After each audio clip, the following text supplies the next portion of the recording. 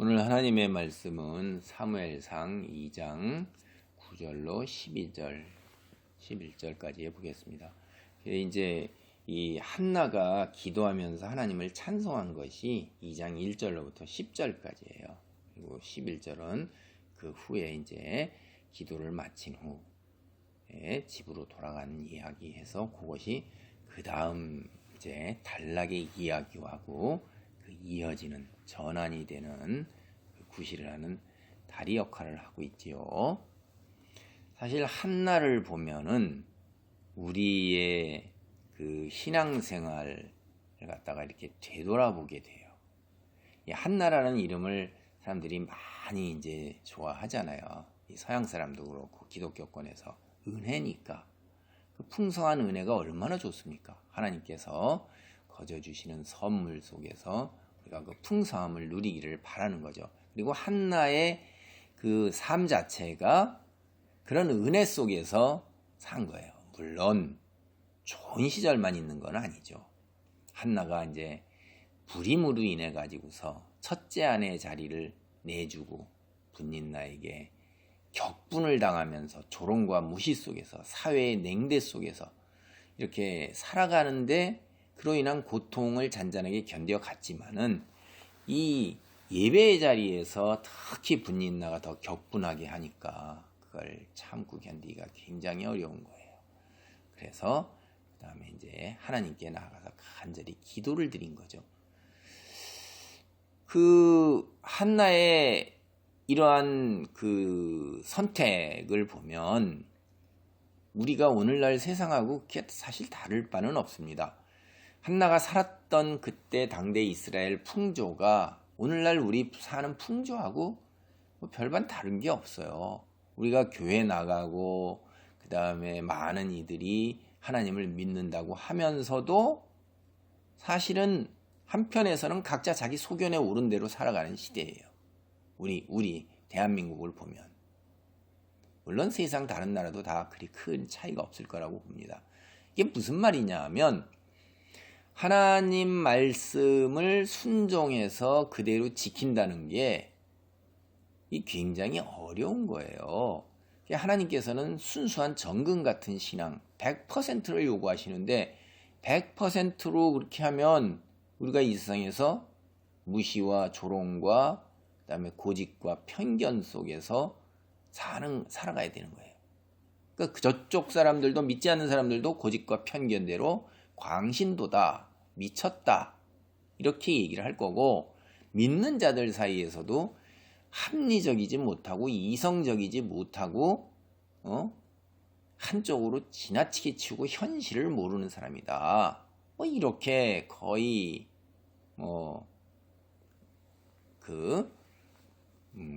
대우를 받는 게 거의 아마 십상일 것입니다.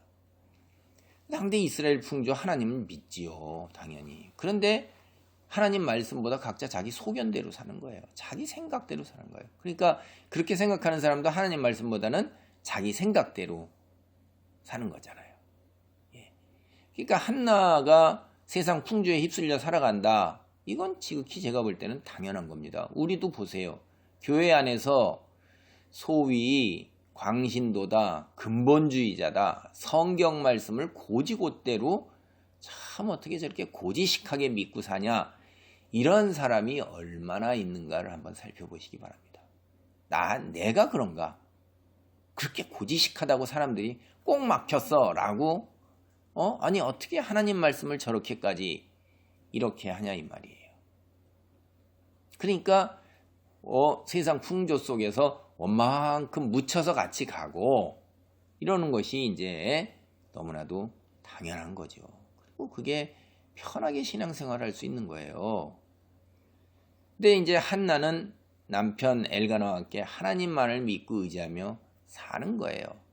매년 화목제를 드리기 위해서 가족을 이끌고 올라오는 게 얼마나 번거로운 거예요. 믿음이 있고 하나님을 믿고 의지하는 거, 사무엘을 또한 하나님께 드리기 위해서 어떻게 얻은 아들인데 앞으로 또 아들이 있을지 가족이 있을지 어떻게 알아요? 그것을 하나님께 이렇게 헌신할 수 있는 자리로 이끌고 오는 거 참 대단한 거예요. 근데 이게 이제 한나가 이렇게 살았던 거 우리가 사실 현실에서 생각해 보면 두 가지로 해석해 볼 수가 있어요. 아, 한나는 원래 믿음이 돈독했구나. 하나님이 큰 은혜를 주셔서 대단한 믿음을 지녔구나. 이렇게 생각할 수도 있고, 이제 또 하나는요, 인간이요, 살면서 이제 더 이상 내려갈 길이 없는 바닥까지 내몰리면 이렇게 돼요. 하나님 외에는 아무것도 의지할 수 있는 수단이나 방법이 없어. 끝까지 더 추락해서 더 이상 이제 아무것도 없는 거예요. 그럴 때는 어떻게 할게요? 하나님만 매달리는 거예요. 이게, 그러니까 하나님을 아는 사람들은 믿음이 연약했고 사회로 나갔고 세상으로 나갔더라도 다 그게 없으면 이제 하나님 믿고 의지하고 매달리는 거예요. 그럼 그거 안 하면 어떻게 해요? 생명줄 놓는 거예요. 그게 극단적 선택 뺏기. 왜냐하면 여기에선 도저히 더 자기한테 미래가 없고 희망이 없어. 캄캄하게 보이는 거예요. 그래서 사람들이 생명줄을 놓지. 조금이라도 희망이 있다면 그 희망줄을 붙드는 건데, 믿는 사람들은 그 희망줄이 하나님이에요. 그러니까 이제 한나도 그 화목 제사를 드린 후에 즐거운 잔치에서 음식을 먹는 자리에서 슬그머니 빠져나와서 하나님께 그냥 간절히 기도를 드리는 거죠. 그거 외에는 달리 방법이 없으니까. 사실 방법이 없죠. 그리고 원래 하나님도 한나는 믿음이 돈독했다고 저는 봅니다. 자, 어쨌든 자신의 이 괴롭고 힘든 현실, 이걸 하나님께 모두 다 기도로 아랬어요. 그리고 하나님께 모든 걸 내맡기고 근심하지 않았다. 이걸 보면 이 한나가 내몰려서 그렇게 했다기보다는 믿음이 돈독한 여자라는 걸 아는 거예요. 여러분, 이거 우리가 경험적으로 너무나도 잘 아는 거예요. 내가 하나님께 기도하고 다 아뢰고 난 다음에 하나님께서 때를 따라서 응답하실 때까지 이제 더 이상 그거로 인해서 근심하고 불안해하고 두려워하지 않고 그냥 편안함을 누리고 평안을 누리며 사는 게, 이게 가능한가요? 한나를 보면 가능한 거예요. 이게 틀린 게 아닙니다. 실제로 그렇게 하는 사람도 있어요. 물론 극소수죠. 왜 그런지 아시죠? 하나님께 기도한 후에 주의 뜻에 맡기고 더 이상 이것을 가지고서 이게 걸림돌이 돼가지고서 세상 사는데 편안한 마음으로 살지 못하는 것, 이건 믿음이 부족한 거라는 거예요. 믿는 사람이 당연히 취해야 할 자세나 태도가 아닌 거예요. 신앙이 하나님을 믿고 의지한다고 그러면서도 많은 부분에서 그렇지 못한 것인 것입니다. 이게 현실에서 우리가 다 대개 거의 다 이렇게 살지요. 기도한다고 해서 하나님께서 이제 내가 다 했으니 알아서 하실 것이다 라고선 나는 기쁜 마음으로 사는 것이 신앙의 경지에 올라가야 되는 거예요. 이거에 대단한 경지에 올라간 사람이 이렇게 하는 겁니다. 이게 한나가 이런 경지에 있는 거예요. 이걸로 보면 한나가 대단히 큰 믿음의 사람이었다. 영웅이었다는 거예요. 그래서 이제 때가 되어 하나님께 기도 응답을 받은 한나. 기도하는 가운데 하나님께 경배 찬양을 드린 거예요. 그게 우리가 2장 1절로부터 8절까지 두 번에 걸쳐서 살펴봤어요. 오늘은 이제 2장 9절로 10절, 여기가 세 번째 찬양의 세 번째 단락이에요. 그래서 사무엘상 2장 9절을 봅니다. 그가 그의 거룩한 자들의 발을 지키실 것이요 악인들을 흑암 중에서 잠잠하게 하시리니 힘으로는 이길 사람이 없음이로다. 한나는 사무엘상 2장 4절에서 8절까지 큰 주제가 뭐냐면 창조주 하나님의 절대적인 주권이에요. 당신의 뜻대로 계획하시고 이루어 가시는데 아무도 거기에 대해서 털끝 하나 건들 수 없다 하는 게 하나님의 절대적인 주권인 것입니다. 그런데 오늘 본문을 보면 하나님의 절대적 주권, 이게 마구잡이로 행사되는 게 아니에요. 하나님께서 절대적 주권을 가지고 계신다고 해서 시도 때도 없이 무절제하게 기준도 없이 마구 휘두르시는 것, 그게 아니라는 거예요. 그거를 갖다가 이야기하고 있는 것입니다. 하나님의 주권은 하나님의 신실하심을 바탕으로 하여 절제되고 있는 것입니다. 2장 9절에 거룩한 자 이런 말이 나와요. 이게 원래 의미는 신실한 자예요. 신실한 자. 그러니까 우리가 성경 공동 번역을 보면 당신을 따르는 자 이렇게 번역을 해요. 거룩한 자라고 그러지 아니하고. 신실하다는 말은 영어로 faithful이라고 그래요. faithful. 이게 성경에는 자주 나오는데 우리가 일상에서 이 말을 잘 사용하지 않아요. 그래서 신실하다 그러면 이게 무슨 말이지? 라고 이렇게 뜻이 쉽게 확 들어오지 않을 수 있어요. 이 말은 모든 여건 속에서 하나님을 따르는 자라는 얘기예요. 즉 하나님만을 끝까지 의지하고 신뢰하는 자, 이거를 신실하다고 표현하는 것입니다. 글자 그대로 하면 처음부터 끝까지 일관되게 변함이 없다 하는 것을 신실하게라고 얘기하는 거예요. 하나님을 따르는 자가 누구예요? 하나님께 신실한 자가 누구예요? 우리 오늘날로 보면 복음을 받아들이고 믿기로 한 자잖아요. 이 구약의 표현대로 하면 하나님 말씀에 순종하기로 언약을 맺은 자들이잖아요. 시내산에서 모세를 통해서 하나님과 언약을 맺었으면 그 언약을 상황이, 형편이, 여건이 바뀌어도 조금도 변하지 않고 일관되게 나가는 거예요. 하나님은 신실하시다 이 말이에요. 근데 인간이 그렇게 신실하냐 이 말이에요. 상황이 조금만 바뀌어도, 형편이 조금만 바뀌어도 그저 자기에게 손톱만큼만 손해만 오더라도, 불리하다 할지라도 그때그때 달라요 라고 요즘 표현하고 있잖아요. 도대체가 믿을 게 하나도 없는 거예요. 신실함, 일관됨, 약속 이런 거 하나도 찾아보기 어려운 세상이 된 거예요. 다 자기 중심이 되니까 의리가 어디 있고 신의가 어디 있느냐, 나한테 불리하면 뒤집어 엎는 거죠. 그런데 하나님과 맺은 언약을 상황이 바뀌어도 아무리 불리해도 일관되게 끝까지 고집스럽게 억척스럽게 지키는 자, 그런 자가 거룩한 자라는 말이에요. 그래서 하나님을 따르는 자라고 번역을 하고 있는 것입니다. 그런 자들은 하나님께서 발을 지켜주신다는 거예요. 여러분, 발을 지키신다는 의미가 뭐예요?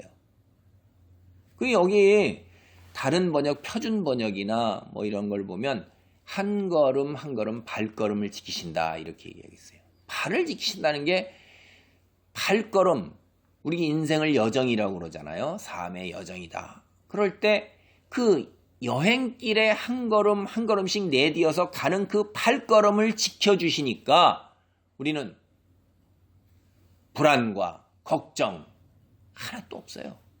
미래에 대한 불안이 없다 이 말이에요. 오늘날 불확실성의 시대, 미래에 대한, 그게 오늘날의 특징이랍니다. 학자들이 그렇게 얘기를 해요. 당연히 맞는 얘기죠.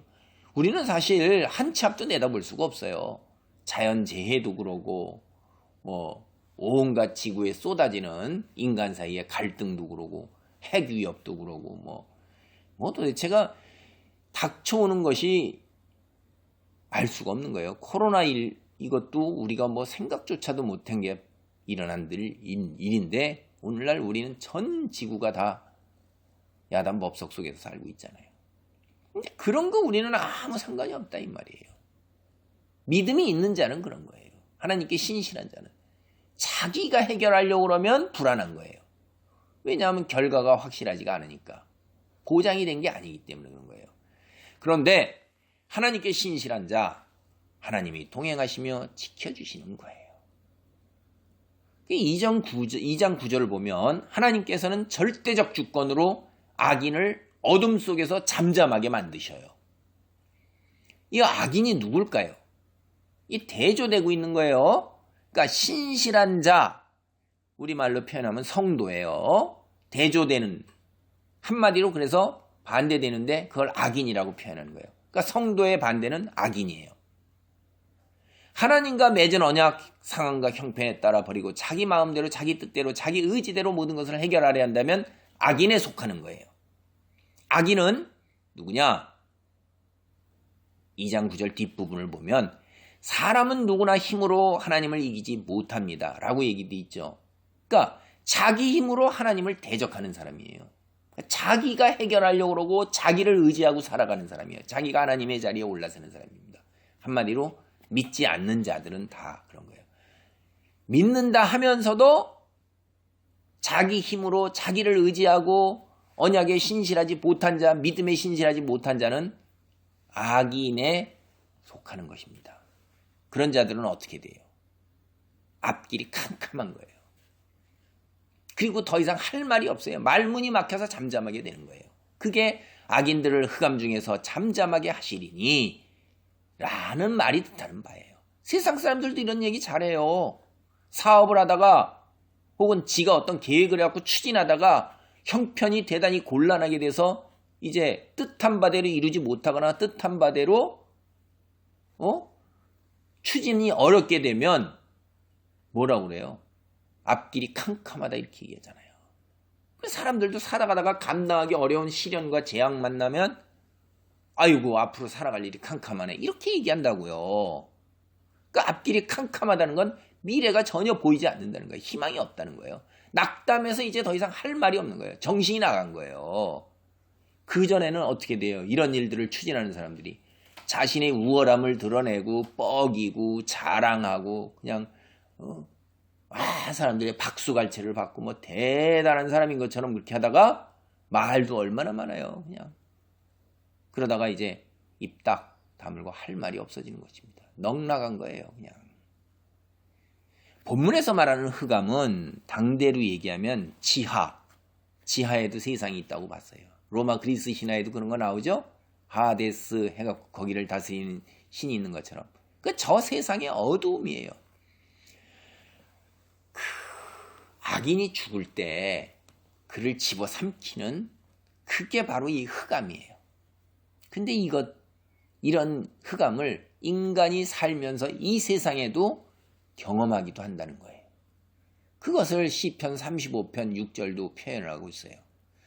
그들이 쫓기는 길 어둡고 미끄럽게 하시며 야훼의 천사로 하여금 뒤쫓게 하소서.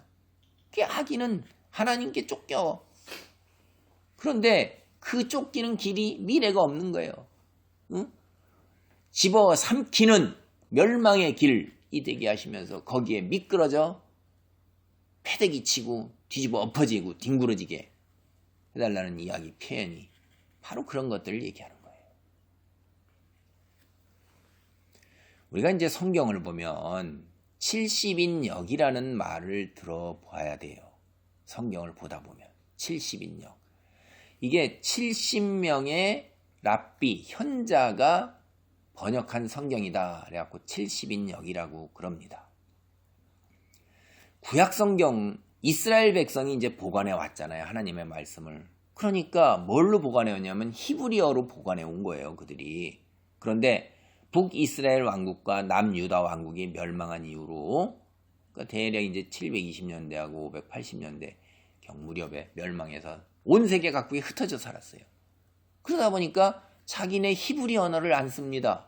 사는 지역의 언어를 쓸 거 아니에요. 여러분 한번 생각을 해보세요. 우리나라 사람들도 여기서 살다가 남아메리카로 가고 유럽으로 가고 일본으로 가고 미국으로 가면 우리 언어를 2세대, 3세대까지는 조금씩이라도 하다가 4세대, 5세대 가면 대부분은 잊어버려요. 그리고 안 써요. 그쪽 언어를 쓰게 되죠. 똑같은 일이 벌어진 거예요, 이제. 그렇게 해갖고서 수백 년 흘러가다 보니까 히브리어는 그냥 거의 죽은 언어가 돼버리고 당대에 영어처럼 많이 쓰던 언어가 헬라어예요. 그리스 문명이 다 지배를 했으니까. 그래갖고 그게 히브리어 성경 자체가 이제 전해지지 못하게 되니까 이거를 당대 사람들이 걱정을 해가지고 후세대가 성경을 읽고 지금 당장 자기 자녀들도 성경을 읽게 하도록 해서 그래갖고 그 헬라어로 구약 성경을 번역을 한 거예요. 이게 돈이 어마어마하게 들어가는 거죠. 이제 전해 내려오는 얘기로는 한 달 만에 이걸 다 번역을 했답니다.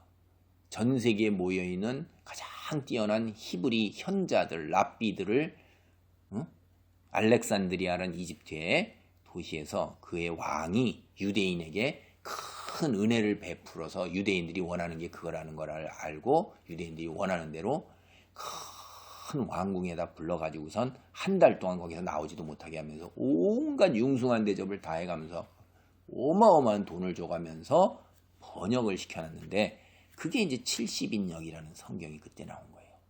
그리고 그 뒤에다가 성경뿐만 아니라 39권 성경이 구약이잖아요. 그 뒤에 당대에 유행했던 신학 문서를 갖다가 보너스로 덧붙여서 부록으로 실어놨어요. 이놈의 성경같이 된 거예요, 이게. 그래서 카톨릭 성경은 그거를 갖다가 뒤에 가서 이제 불가타역이라고 그래갖고 벌게이트역, 불가타역 이렇게 얘기하는데 라틴어로 번역을 하면서 그것까지도 같이 번역을 해서 뒤에 있어서 오늘날 그게 성경이 된 거고 우리는 종교개혁 때 그 뒷부분 라틴어 성경 같이 썼었죠? 종교개혁을 하면서 그 뒷부분을 띄어낸 거예요. 구약 성경에서. 그게 차이가 있는 겁니다.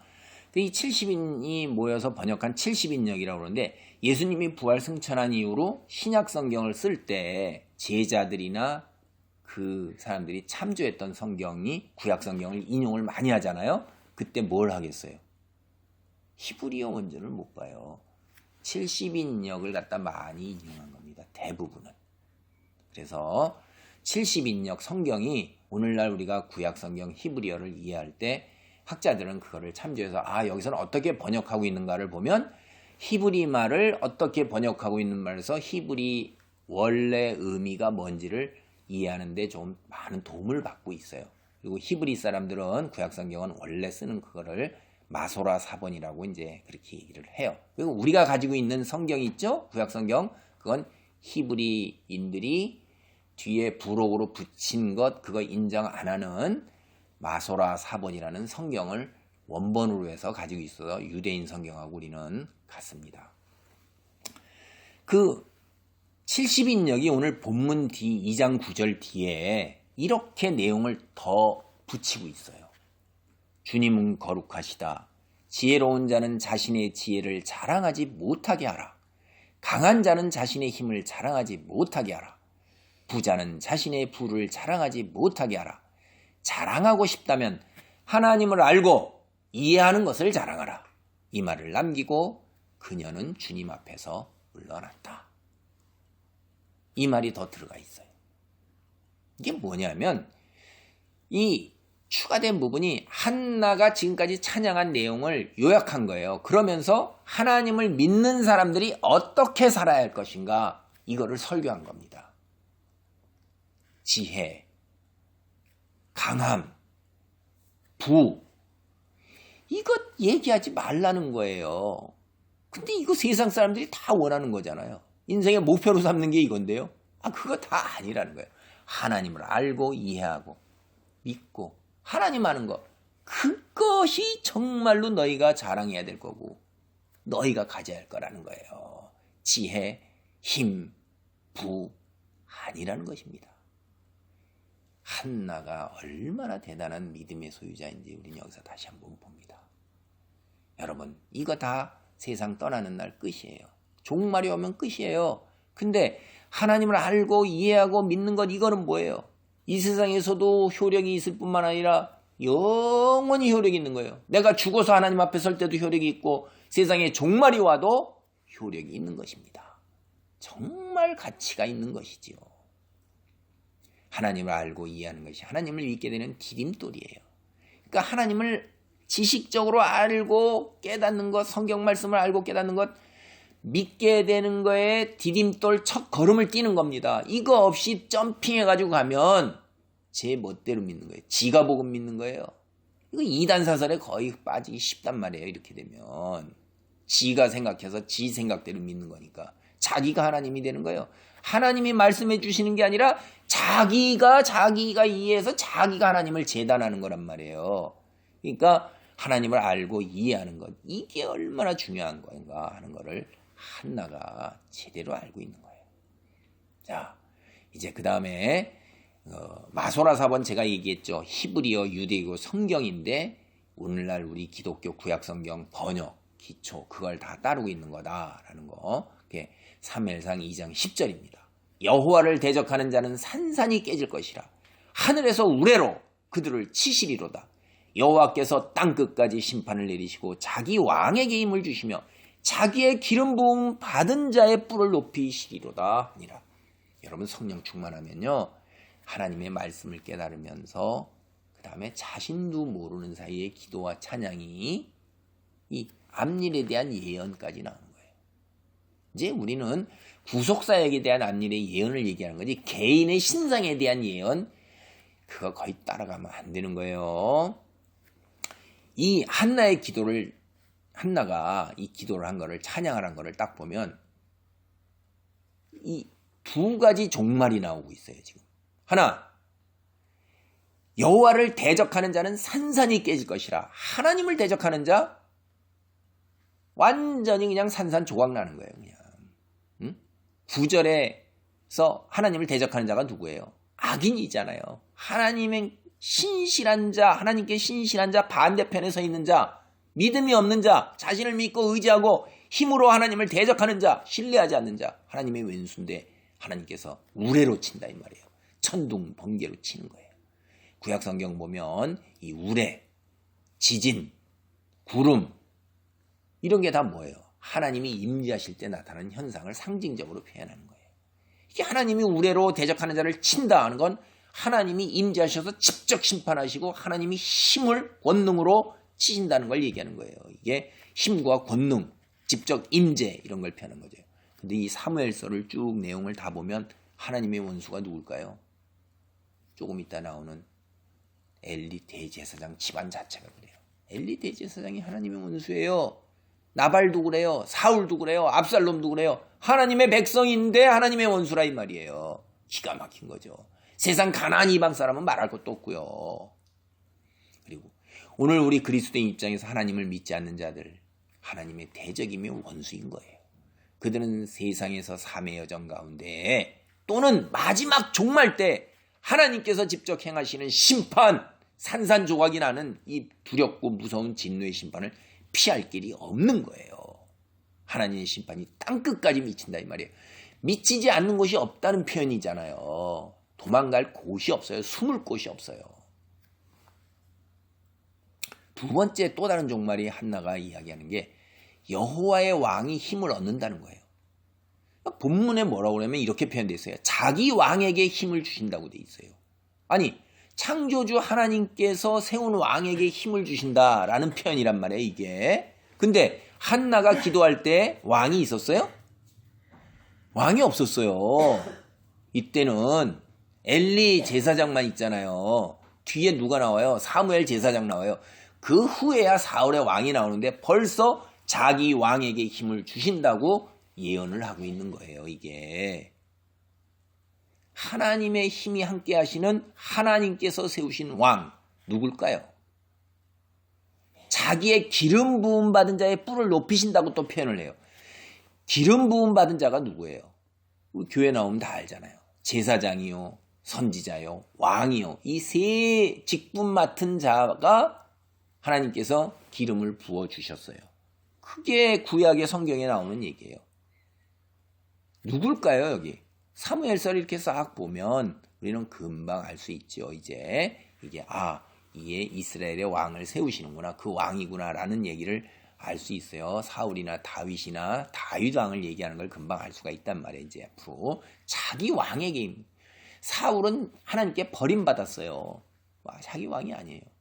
근데 이거는 딱 보면 뭐냐? 아이고, 예수 그리스도 메시아를 얘기한다는 것을 우리가 알 수가 있는 거예요.